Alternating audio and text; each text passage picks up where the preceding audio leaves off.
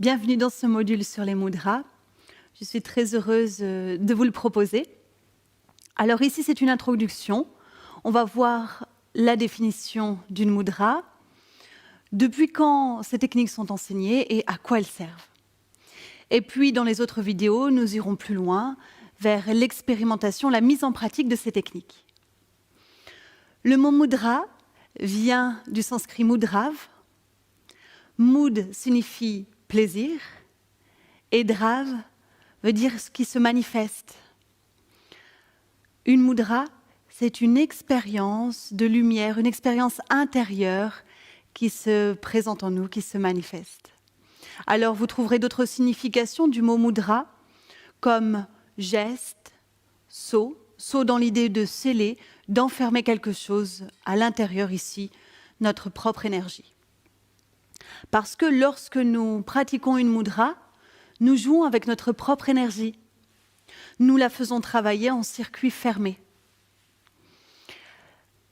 La mudra, c'est comme si on faisait un petit peu de plomberie, on mettait en lien différents tuyaux, on unissait ces différents tuyaux dans le corps afin que notre énergie s'écoule, circule de façon tout à fait correcte et propice à un état de pleine conscience et un état de quiétude.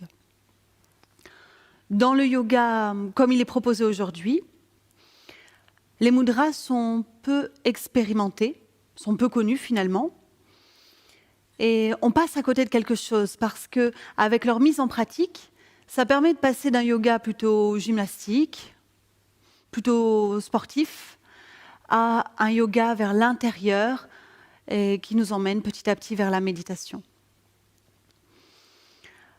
Pour mettre ces parties du tuyau ensemble et que l'énergie agisse à l'intérieur, on va devoir unir, joindre ces tuyaux par différents moyens. Donc vous verrez que quelquefois, je vais vous proposer d'expérimenter le mudra des doigts, quelquefois des mudras plus intérieurs, comme avec le plancher pelvien, le ventre, ou alors la gorge, la langue, les yeux. On va voir les mudras les plus simples et en même temps qui nous emmènent vers une vibration nouvelle. Dans le yoga classique, on trouve les postures, les asanas, utiles pour renforcer, assouplir le corps. Mais quand on parle du corps, on parle de ces tuyaux internes qu'on appelle chez nous aussi des nadis, des grandes rivières. Donc les asanas permettent vraiment d'étirer, d'assouplir tous ces nadis. Ensuite, on va un petit peu plus loin avec les techniques respiratoires, pranayama. On retrouve prana, l'énergie vitale, qui va rentrer dans ces circuits et commencer à bouger dans tout l'espace du corps.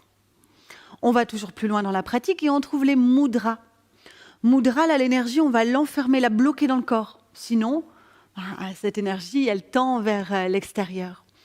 Et si on va encore plus loin dans notre pratique, eh bien, nous développons un état de stabilité qu'on appelle la méditation. Donc, vous voyez, tout ça, c'est en lien. On commence par les postures et on va vers les mudras et beaucoup plus d'intériorité et de concentration. Donc, ça va vous aider dans cette recherche du yoga. Donc, depuis quand date le mudra ? Eh bien, on va le situer dans l'Inde védique, moins 3000 ans avant Jésus-Christ. Il y a de grands textes sacrés comme la Garanta Samhita ou la Hatha Yoga Pradipika qui définissent déjà toutes ces techniques des mudras.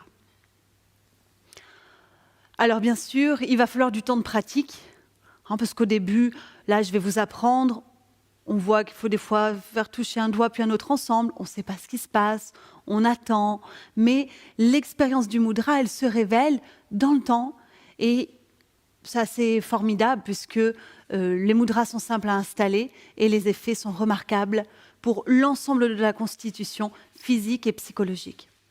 Quand on découvre les mudras, on va vers une réelle autonomie dans la pratique. On va vers la liberté. Ça, c'est une grande chance.